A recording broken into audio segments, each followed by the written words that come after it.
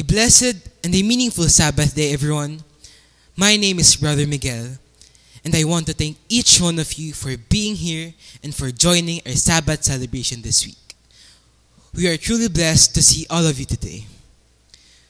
We are celebrating the fourth Sabbath of May, and for our message this morning, we will focus on a very important and timely topic that we should not only understand but also put into practice consistently as followers and believers. Mahalaga po na ito ay maunawaan natin at maisabuhay dahil ito po ay nagpapalalim ng ating relasyon sa ating Amang Yahweh. Ito po ay nagpapatibay ng ating pananampalataya at ito po ay nagiging daan upang makapamuhay tayo ng naaayon sa mga salita at kautusan ng ating Amang Yahweh. Today, friends, we will talk about our spiritual life. But before we begin, please join me and let us humble ourselves in the presence of our Almighty Father Yahweh. Let us pray. Heavenly Father Yahweh, we come before you today with joyful hearts and humble spirits. Thank you for allowing us to be here today in your presence as one family and as your people. Thank you for bringing us together to experience your love, your grace, your goodness, and mercy.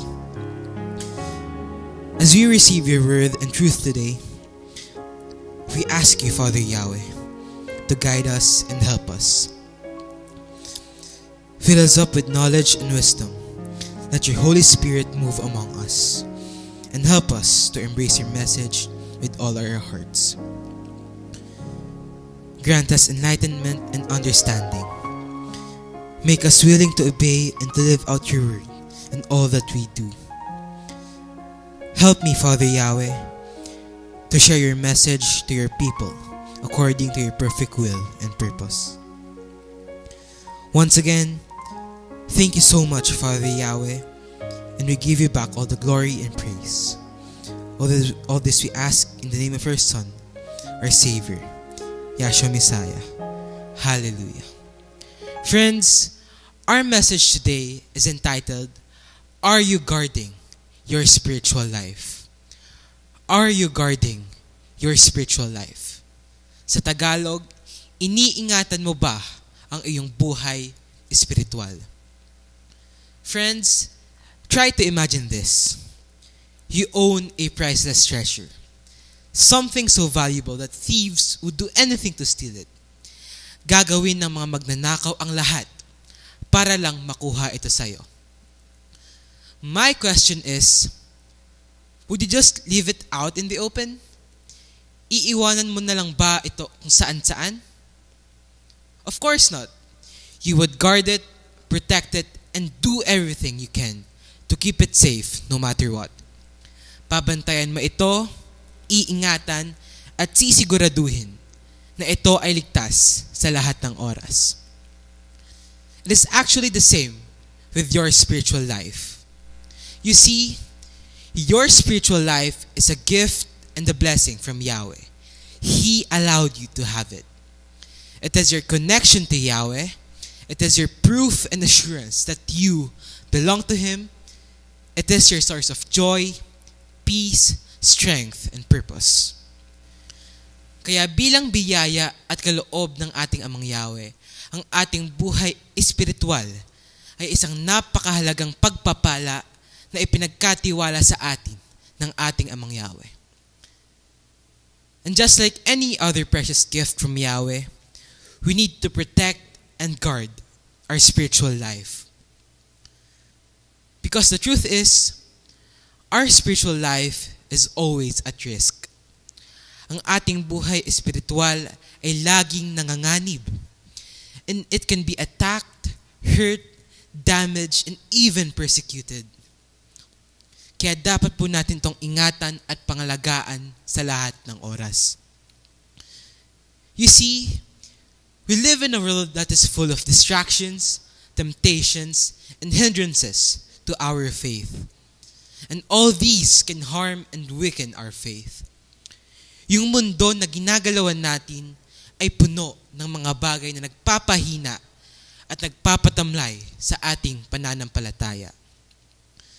And as followers and believers, the enemy is not just trying to make things hard and difficult for us. The enemy is doing everything he can to hinder and disrupt our faith and relationship with Yahweh. Ginagawa ng kaaway ang lahat para pigilan at guluhin yung pananampalataya at relasyon sa ating Amang Yahweh. The enemy is preventing us from living the way as Yahweh's people should live. The world is keeping us from living our lives based on the examples and teachings of our Messiah Yeshua. And the enemy is doing all these by derailing our faith and disrupting our spiritual life. Kaya po patuloy na ginugulo at pinipigilan ng kaaway ang ating pananampalataya at buhay espiritual. So our question is, are you guarding your spiritual life? Are you guarding it with great and utmost urgency? Iniingatan at pinapangalagaan mo ba ang iyong pananampalataya at buhay espiritual mula sa gawa ng kaaway? The thing is, nowadays, we tend to guard everything. We guard our homes by locking and securing our doors. We guard our belongings by keeping it safe with us. We even protect our name and identity. Ganun po yung ginagawa nating pag-iingat at pangangalaga. But the problem is, there are times when we forget to protect and guard one of the most important aspects of our life. We tend to forget to protect and guard our faith. May mga pagkakataon na nakakalimutan nating ingatan at pangalagaan yung ating pananampalataya.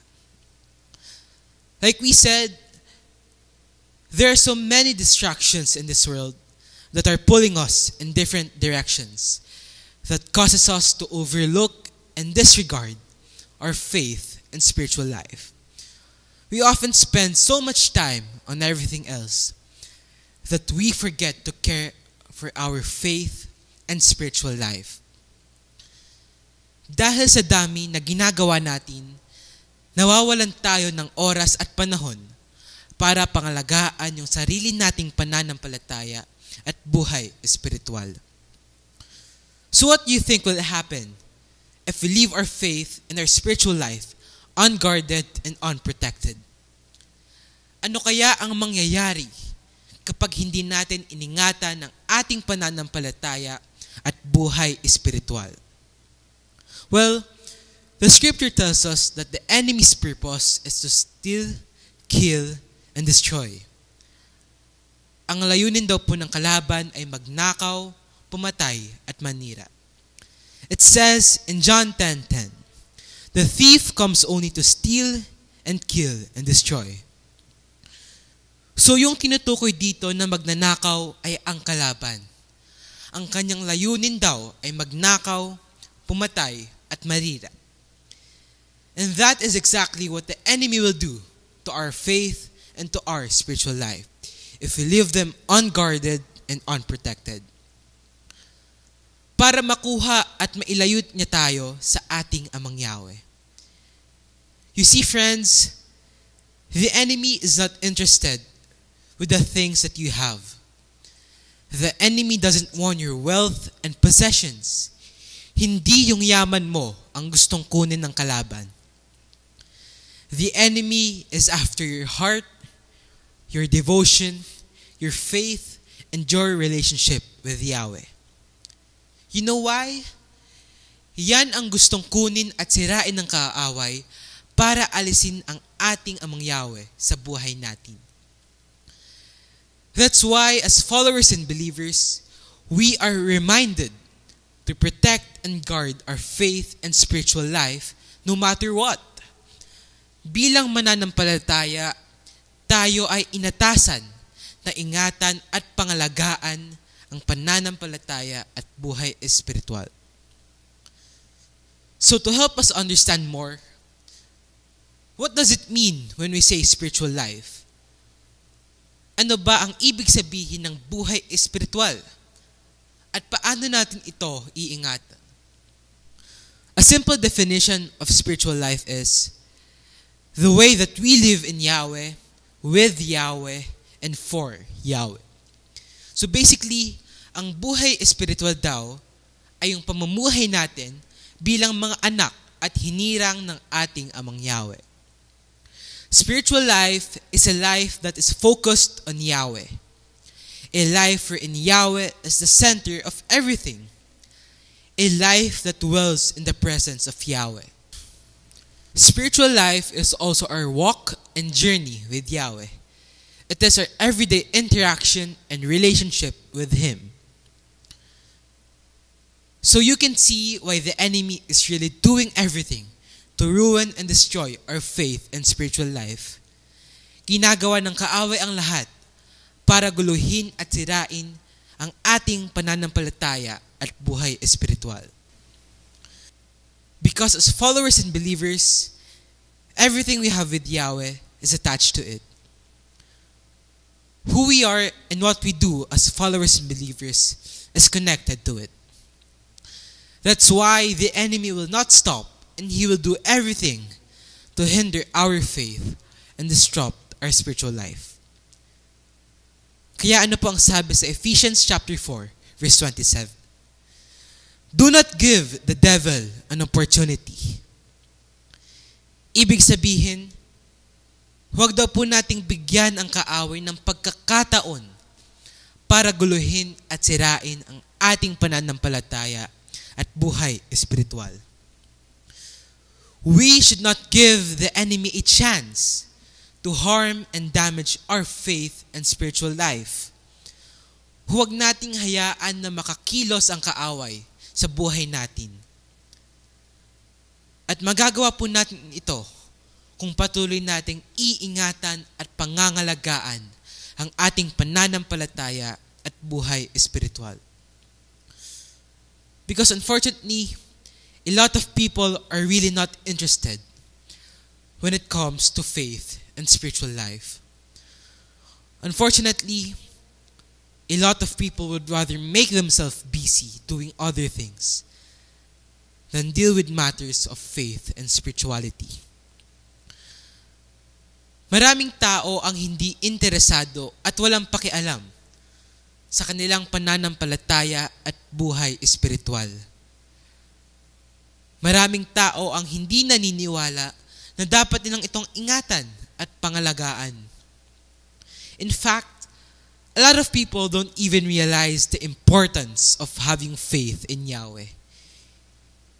Hindi po nila nalalaman kung gaano kahalaga yung pagkakaroon ng pananampalataya sa kanilang araw-araw na pamumuhay.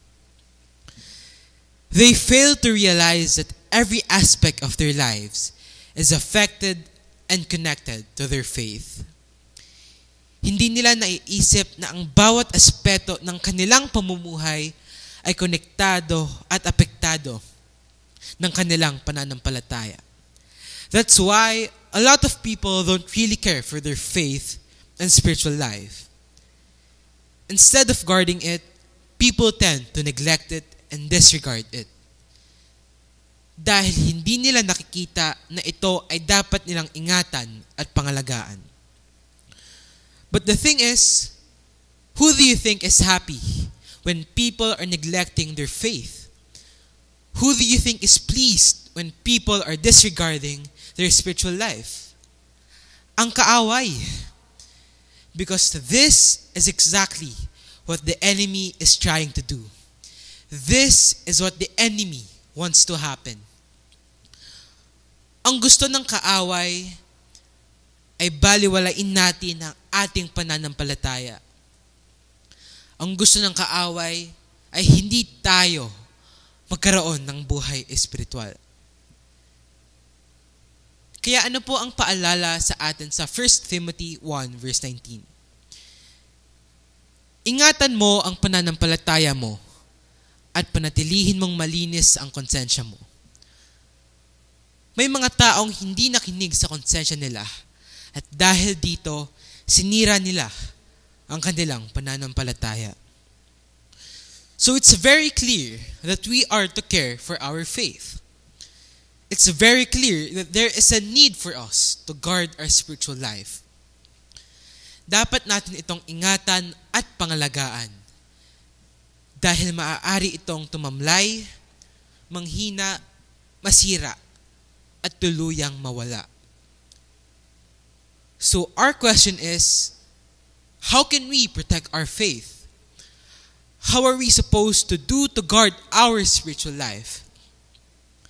Paano ba natin iingatan at pangangalagaan ang ating pananampalataya at buhay espiritual? Well, one of the most effective ways to guard our spiritual life is to also guard our hearts. Para mapangalagaan natin ang ating buhay espiritual, dapat din nating pangalagaan ang ating puso. Kaya ang sabi sa Proverbs 4:23, above all else, guard your heart, for everything you do flows from it. The scripture is telling us that we must guard our heart above all else. And the thing is, this is not optional. Hindi po natin ito dapat ipagpaliban. Hindi po natin ito gagawin kung kailan lang natin maisipan. We must guard our hearts at all times, no matter what. Because everything we say, feel, think, or do flows from it. Which means our heart is a source of both good and evil. Tama man o mali, mabuti man o masama, ito po ay nagmumula at dumadaloy sa puso natin. This means that our actions, thoughts, and emotions are all influenced by the state of our heart. Ibig sabihin, makikita mula sa atin kung ano ang nilalaman ng puso natin. Whether good or bad, right or wrong, we reflect what's in our heart. It means our words, actions, our overall behavior are a reflection of what's within our hearts. That's why we need to be cautious with what we allow and put in our hearts. We need to make sure that our heart is free from any form of evil and unrighteousness. Dapat siguraduhin natin na walang anumang uri ng kasamaan sa puso natin. Dahil ito po ay makakasama at makakasira sa ating buhay espiritual. Remember, spiritual life is our life and walk with Yahweh. Ito po yung pamumuhay natin kasama ang ating Amang Yahweh. So if our heart is corrupted by evil and unrighteousness, it will be seen and reflected through everything we do. And all these things will gravely affect our faith and our spiritual life. Kaya dapat pong pangalagaan at ingatan natin ang ating puso sa lahat ng oras. Dahil sa puso tumitingin ang ating Amang Yahweh, Yahweh sees and searches the heart. That's why Yahweh knows what's in our heart. He knows our will, our inner characters and intentions.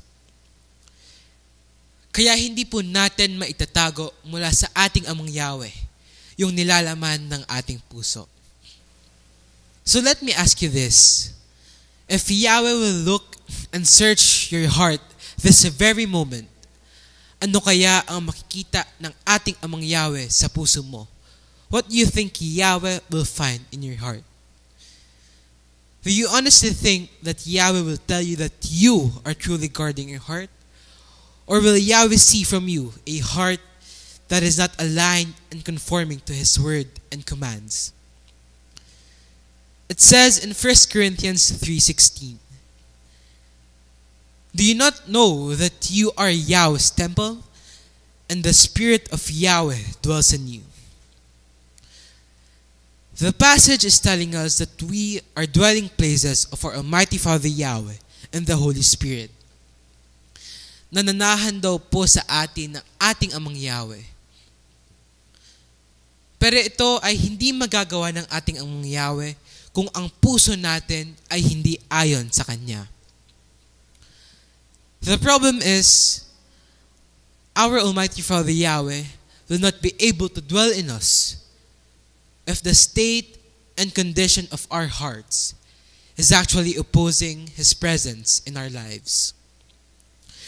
We cannot be worthy dwelling places for Yahweh if our hearts are corrupted by evil and unrighteousness.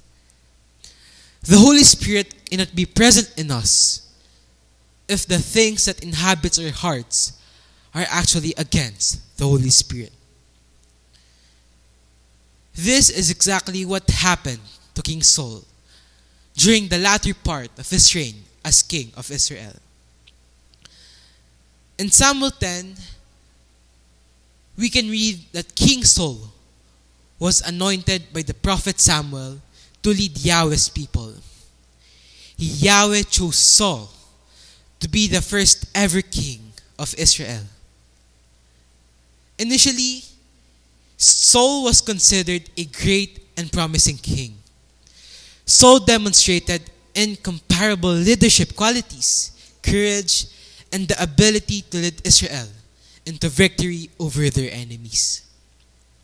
So masasabi natin na naging magaling at mahusay na pinuno si Haring Saul nung siya po ay nagsisimula bilang hari ng Israel. However, despite a very promising start, Saul's leadership was later unblemished by disobedience and lack of faith in Yahweh's commands. At ito ang naging dahilan upang siya ay tuluyang talikuran ng ating Amang Yahweh. One of the critical moments was when Saul did not fully obey Yahweh's command to completely destroy the Amalekites and all their possessions.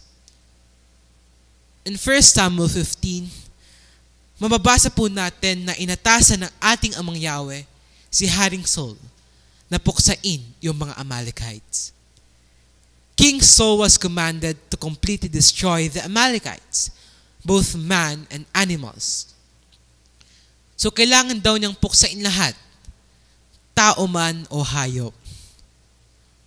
Of course, King Saul and his army defeated the Amalekites in battle. However, they did not fully obey what Yahweh specifically told them to do. Instead of destroying everything, King Saul and his army did not kill the king of the Amalekites, and they also took their finest sheep, lambs, and other livestock. King Saul purposely disobeyed Yahweh's direct command, at ito po ay lubos na ikinalungkot at ikinagalit ng ating Amang Yahweh. And because of this, we can read in 1 Samuel 15 that Yahweh expressed His rejection of Saul as king. Tinalikuran po ng ating Amang Yahweh si Saul bilang hari ng Israel. Let us read 1 Samuel 15:23. Rebelling against Yahweh or disobeying Him because you are proud is just as bad as worshiping idols or asking them for advice. You refuse to do what Yahweh told you, so Yahweh has decided that you can no longer be king. So Saul was rejected by Yahweh as king because of his deliberate and insistent disobedience. Dahil sa kanyang pagtalikod at pagsuway sa ating Amang Yahweh, si Saul ay inalis bilang hari ng Israel. Kung iisipin po natin, mga kapatid, mga kaibigan, maganda na sana yung simula ni Saul bilang hari. Israel became united and they won many battles against enemy nation. But all these accomplishments became meaningless when Saul deliberately chose to defy the one who made him king. Everything he did became pointless when Saul persistently disobeyed our Almighty Father Yahweh. So what do you think caused Saul to disobey Yahweh? Despite being given a very clear and straightforward command, what led Saul to disobeying Yahweh? Ano po kaya ang dahilan ng kanyang hindi pagsunod? Because Saul failed to guard his heart from selfishness and pride. He allowed his heart to be corrupted and controlled by self-centeredness and conceit. Imbes na ingatan at pangalagaan, hinayaan ni Saul na maging masama at makasalanan yung kanyang puso. That's why his actions and decisions were driven by personal gain and the lack of humility, rather than a strong and deep concern for obeying Yahweh's commands. Kaya ang nangibabaw po kay Saul ay ang pagtalikod at hindi pagsunod sa ating Amang Yahweh. The thing is, Saul was not only rejected and removed by Yahweh as king of Israel. Because of Saul's deliberate and repeated disobedience to Yahweh's word and commands, the Spirit of Yahweh departed from him and ultimately led to his tragic death. So hindi lang po inalis si Saul bilang hari ng Israel. Dahil sa hindi niya pag-ingat sa kanyang puso na naging dahilan ng kanyang pagtalikod at pagsuway sa ating Amang Yahweh, nawala din sa kanya ang banal na Espiritu. Because like we said, Yahweh cannot dwell in us if our heart is not in the right place. Yahweh cannot dwell in us if our heart is against Yahweh. The Holy Spirit cannot live in us if our hearts are not for Yahweh. Hindi makakapamuhay sa atin ang banal na Espiritu kung ang puso natin ay taliwas sa ating Amang Yahweh. Kaya ang sabi po sa Proverbs 23, verse 19, "Listen, my son, and be wise, and direct your heart in the way of Yahweh." So if we want Yahweh to dwell in us, if we want to be filled by the Holy Spirit, we must lead and direct our hearts toward our Almighty Father Yahweh all the time. Dapat po yung puso natin palaging patungo sa ating Amang Yahweh.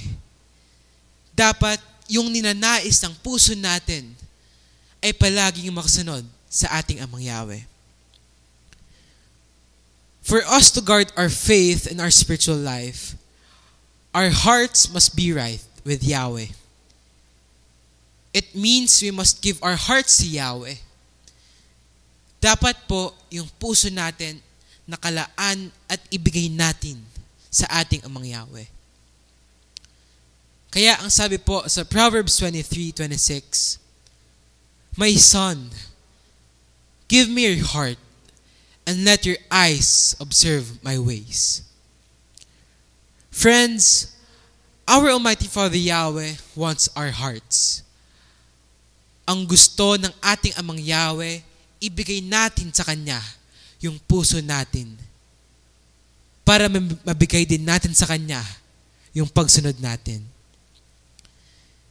Yahweh is telling us to give Him our hearts because Yahweh will keep and guard our hearts. Iingatan at pangangalagaan niya ang ating puso. It says in Philippians 4:7, "And the peace of Yahweh, which surpasses all understanding, will guard your hearts and your minds in Yahshua Messiah. Hallelujah. So with His perfect and absolute peace, our Almighty Father Yahweh will guard our hearts. Pangangalagaan niya ang ating puso so we can also guard our faith and spiritual life. So let me ask you this. Have you given your heart to Yahweh? Have you surrendered your heart to Yahweh completely? Can you honestly say that your heart is with Yahweh? Saan ba patungo ang puso mo ngayon? Is your heart directed to Yahweh? Is your heart aligned and focused on Yahweh? Friends, like we said, our faith and spiritual life is greatly affected and influenced by the condition of our hearts.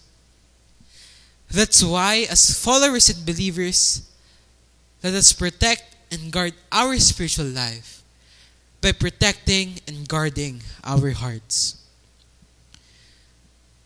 Bilang mananampalataya, huwag po nating hayaan na mawalay at malayo ang ating puso sa ating Amang Yahweh upang mapangalagaan din natin ang pananampalataya at buhay espiritual.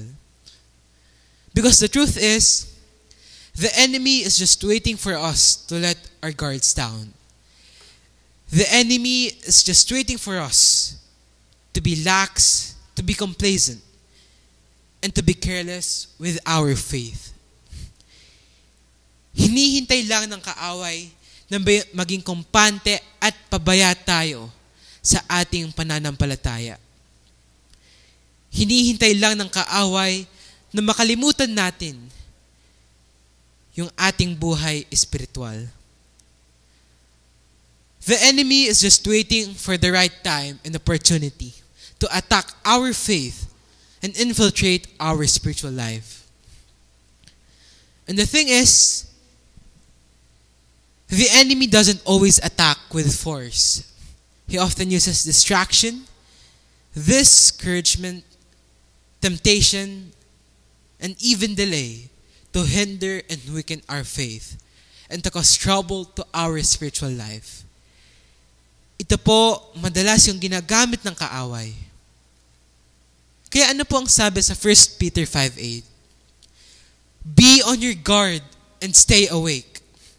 Your enemy, the devil, is like a roaring lion, sneaking around to find someone to attack.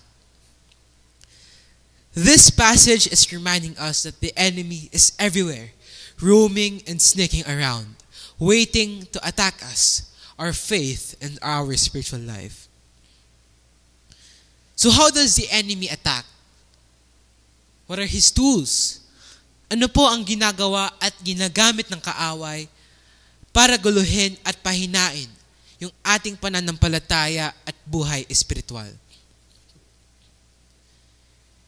The enemy doesn't always come at you with big and loud attacks.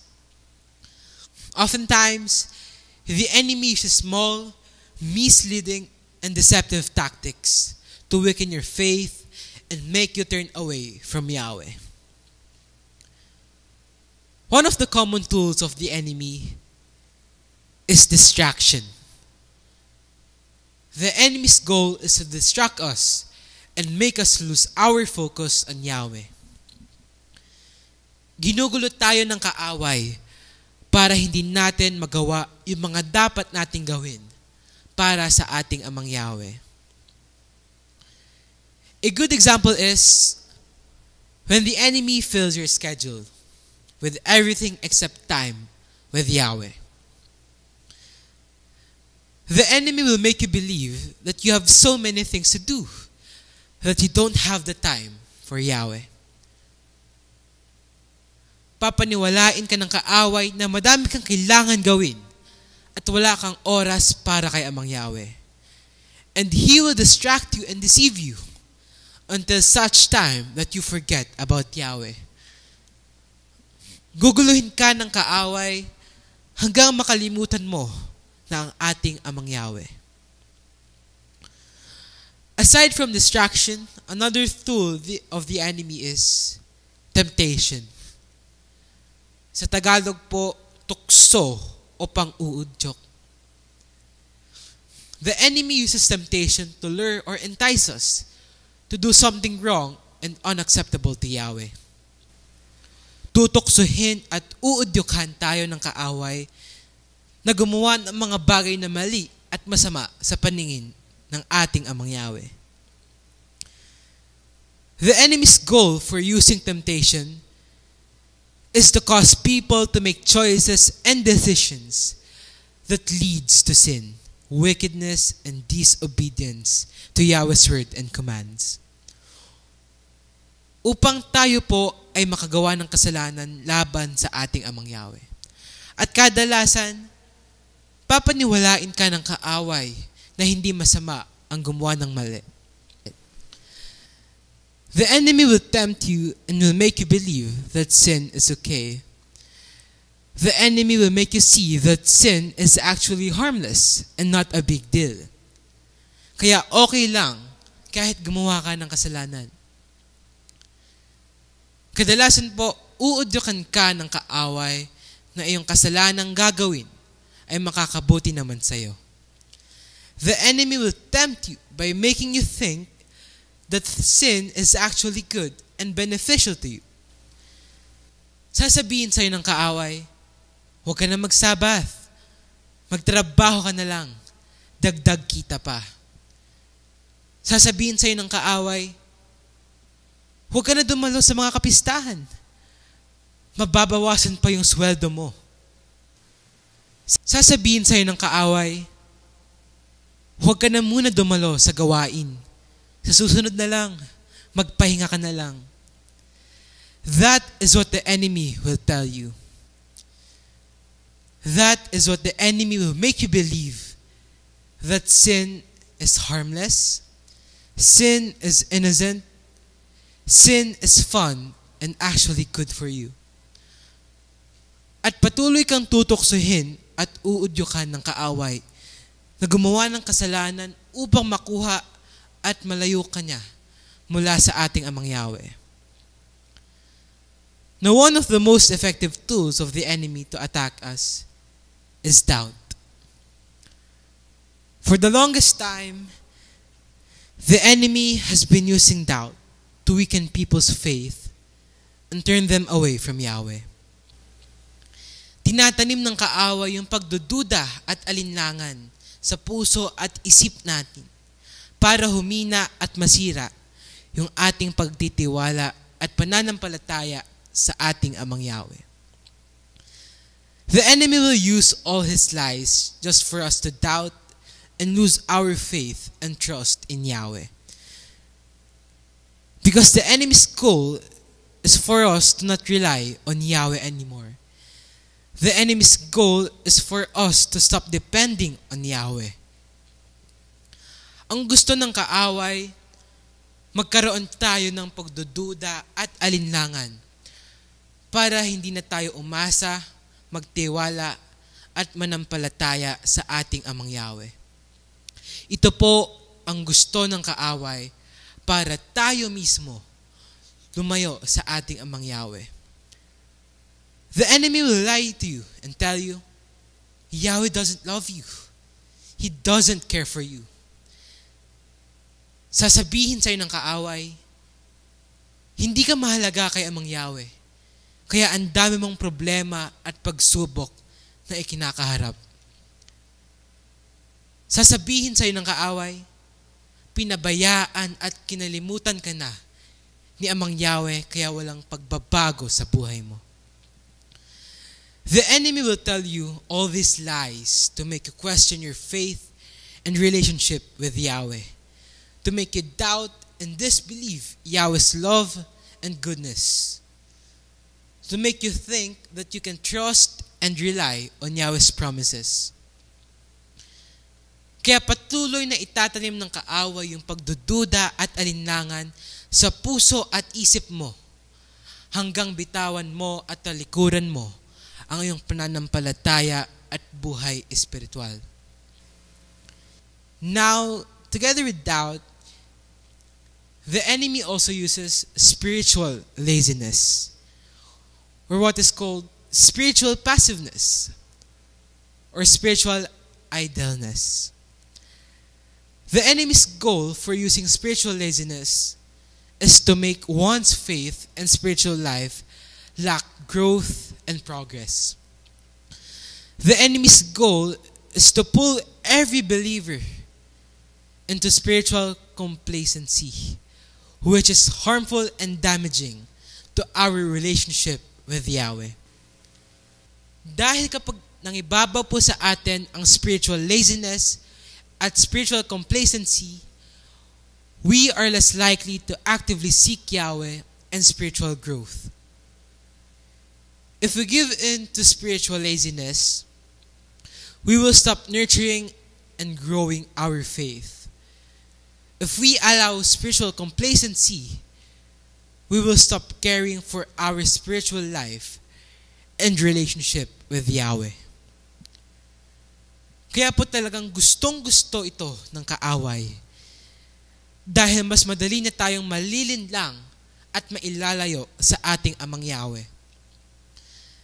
The enemy wants us to fall into spiritual laziness and spiritual complacency because it will also lead us to spiritual decline, which make us susceptible to sin and vulnerable to temptation. That's why spiritual laziness manifests as neglecting prayer, neglecting the study of Yahweh's word, and disobedience to Yahweh's will and command. That's why the enemy will use and do everything to make us spiritual lazy and complacent. The enemy will not stop until our faith becomes inactive and our spiritual life becomes stagnant. Again, friends, the enemy is just waiting for us to let our guards down and to be careless with our faith. Naghahanap palagi ang kaaway ng pagkakataon upang pahinain ang ating pananampalataya at guluhin ang ating buhay espiritual. And the enemy will not stop. He is working double time for him to succeed and take us away from Yahweh. And he will use all of his tools to win and deceive us. Kaya bilang mananampalataya, huwag nating hayaan na malinlang tayo ng kaaway. Huwag natin hayaan na pahinain ng kaaway ang ating pananampalataya. Huwag nating bigyan ang kaaway ng pagkakataon na guluhin ng ating buhay espiritual. Don't let the enemy dwell and work in you. Don't let the enemy defeat you with his lies and deceits. Don't let the enemy separate you away from Yahweh. That's why the enemy wants us to sin and disobey Yahweh. Dahil alam ng kaaway na ito ang naglalayo sa atin mula sa ating amang Yahweh. That's why we are reminded in James chapter 4 verse 7. So give yourselves to Yahweh. Stand against the devil, and the devil will run away from you. So we are commanded to resist and stand against the enemy. It means we must be on guard and not allow the enemy to defeat and overcome us. Huwag daw nating hayaan na matalo tayo ng kaaway. And for us to do that, we must give and surrender ourselves to Yahweh completely. We must give Yahweh full control of our lives. We must submit to His will, to His guidance and wisdom all the time. Upang mapanatili nating matatag ang ating pananampalataya at buhay espiritual, dapat po ay buong puso't tayong magpasakop sa ating amang Yahweh upang siya ay manatili sa atin at kumilos sa ating buhay at hindi ang kaaway. Let me share with you the story of Judas Iscariot. We can say that Judas was no ordinary person, because Judas was one of Yeshua's 12 disciples. Isa po si Judas sa mga napili ng ating Messiah Yeshua upang makasama niya sa pangangaral at paghahayag ng mabuting balita. So, being one of the disciples, Judas followed Yeshua around. He saw Yeshua performing different miracles, he ministered with him, and he learned from him. So we can say that Judas had the best teacher and the greatest example in our Messiah Yeshua. But the problem was, despite being around our Messiah Yeshua, Judas was inwardly corrupted by greed. Kahit nalalaman ni Judas ang salita at katotohanan, kahit kasama niya ang ating Messiah Yeshua, nang ibabaw pa rin kay Judas ang kasakiman. Because of greed, Judas became a thief, and he would steal from the money box that Yeshua entrusted to him. Because of greed, Judas willingly betrayed Yeshua and sold him to the Pharisees for 30 pieces of silver. So even from the start, we can say that Judas allowed the enemy to infiltrate and plant greed in his heart. We can say that despite being in the presence of our Messiah Yeshua, Judas allowed evil and wickedness to control and take over him. Imbes na patatagin ang kanyang pananampalataya, imbes na pangalagaan ang kanyang buhay espiritual, mas pinili ni Judas na sundin ang kanyang kasakiman at makasalanang pagnanais. Imbes na tularan ang ating Messiah Yeshua, hinayaan ni Judas na makapasok ang kaaway sa kanyang puso at magamit siya sa kasalanan. Kaya ang sabi po sa Luke 22:3, Then Satan entered into Judas Iscariot, who was one of the 12 disciples. In fact, we can't read from the scripture that the enemy forced his way in Judas. Hindi nahirapan yung kaaway na makapasok kay Judas. You know why? Because even from the start, Judas already created an opening for the enemy.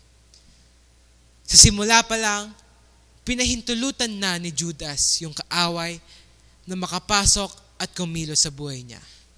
How? Through his sin. That's why the enemy just walked right in and used him for his will.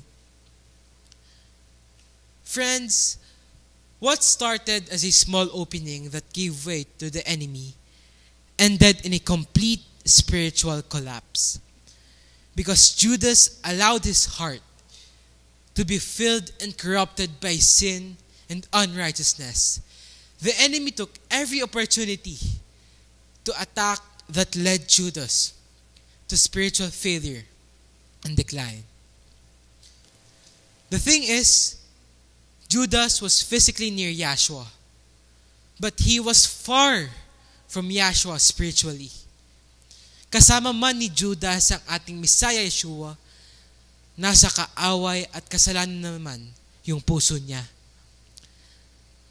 Now that we know how the enemy attacks us, what does Abba Yahweh wants us to learn and do? It is to put the full armor of Yahweh. The Bible tells us clearly in Ephesians 6 that our real battle isn't against people.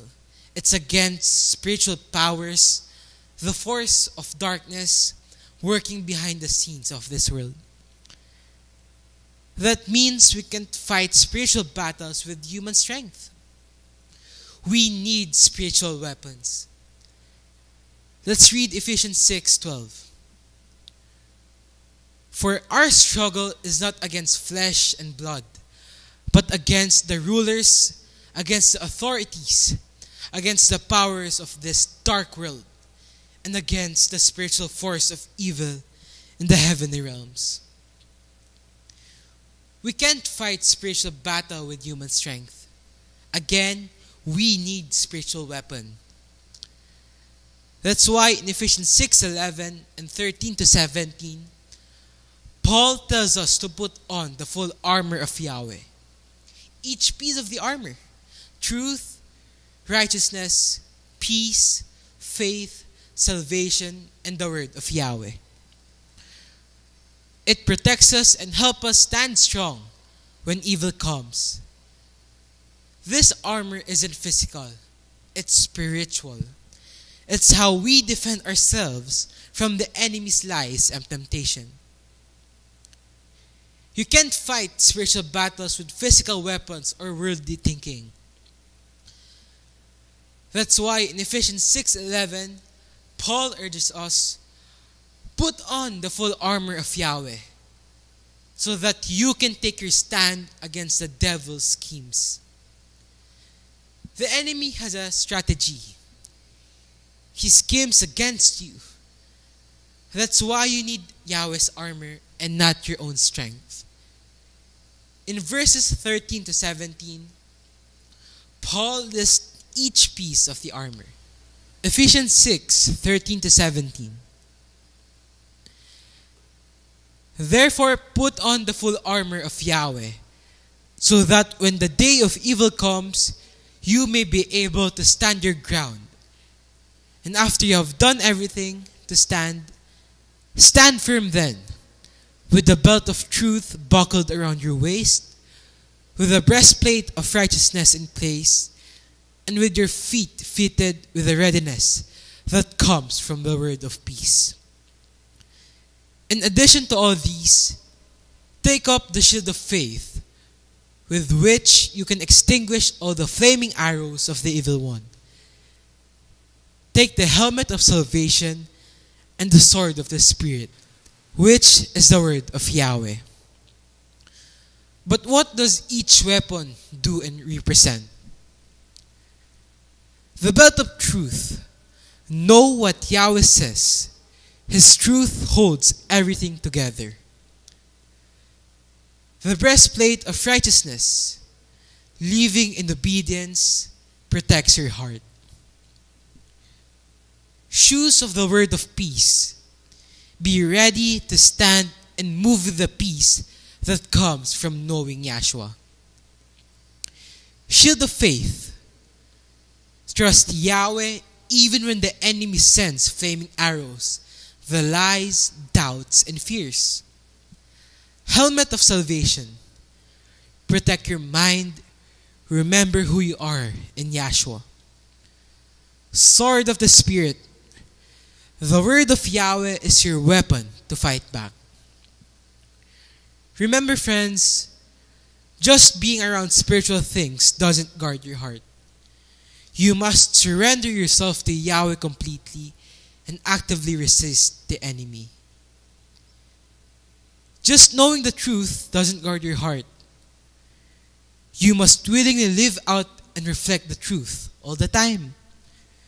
Just knowing Yahweh and our Messiah Yeshua doesn't guard your heart.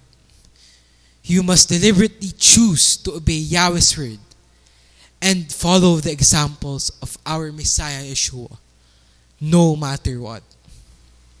That's why right now, I want you to reflect and see if you are doing your best to guard your heart, to protect and guard your faith and spiritual life. Ginagawa mo ba ang lahat ng iyong makakaya upang ingatan at pangalagaan ang iyong buhay espiritual? I want you to take a moment and ask yourself, am I spending time in prayer and in the Word? Have I grown numb to sin? Do I hunger for Yahweh's presence? Am I easily influenced by the world? Ask yourself these questions and see kung kamusta na ba ang pananampalataya at buhay espiritual mo. Baka kasi akala mo maayos at mabuti. Yun pala, nanlalamig at matamlay na yung pananampalataya mo at napapabayaan mo na ang iyong buhay espiritual. Hindi mo namamalayan na wala na pala yung sigla, yung galak, yung pagiging malapit mo sa ating Amang Yahweh. Huwag nating hayaan at hintayin na maging normal na lang sa atin ang paggawa ng kasalanan. Huwag nating hintayin na masanay tayong mamuhay ng malayo sa ating Amang Yahweh. Huwag nating hintayin na maging mas mahalaga yung ibang mga bagay kaysa sa ating Amang Yahweh. That's why it says in Hebrews 3:12, "See to it, brothers and sisters, that none of you has a sinful, unbelieving heart that turns away from the living Elohim." Huwag daw nating hayaan na maging masama ang ating puso. Huwag daw nating hayaan na lumayo at talikuran ng ating puso ang ating Amang Yahweh. Instead, let us remain in Yahweh, dwell in His presence, and live out Yahweh's word and command. Because guarding your spiritual life isn't just about avoiding evil. It's about staying connected, focused, and in love with Yahweh every single day. Hallelujah. Friends, at this point, let me invite you once again to join me in prayer as we give thanks and praise to our Almighty Father Yahweh. Let us pray. Heavenly Father Yahweh, we thank and praise you once again for this wonderful Sabbath day.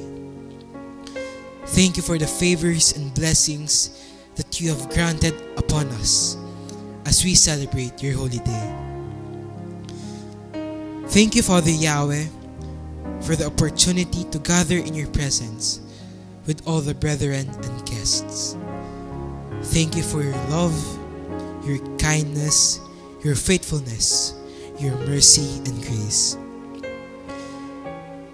Thank you, Father Yahweh, for the blessing of your word. Thank you for your message.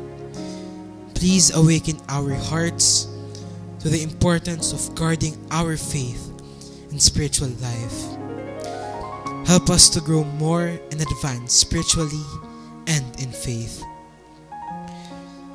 Teach us to be active, prayerful, and rooted in your truth. Strengthen our minds and willingness to resist temptation, and give us the wisdom and courage to resist and prevent the enemy from entering and corrupting our hearts. May your message not only challenge us, but change us for the better. Let your every word bring us conviction, encouragement, and a stronger passion to walk closely with you. Father Yahweh, continue to guard our hearts as we continue to guard our lives for you. Once again, thank you so much, Father Yahweh. We give you back all the glory and praise. All this we ask in the name of your Son, our Savior, Yahshua Messiah. Hallelujah. Friends, as we close our message today, let us remember that our spiritual life is not just a part of us, it is us. Our spiritual life signifies who we are in Yahweh. It reflects what we do for Yahweh. Ang ating buhay espiritual ay patunay na tayo ay mula sa ating Amang Yahweh. Kaya naman, ingatan natin ito, pangalagaan, palaguin, at patatagin sa lahat ng oras.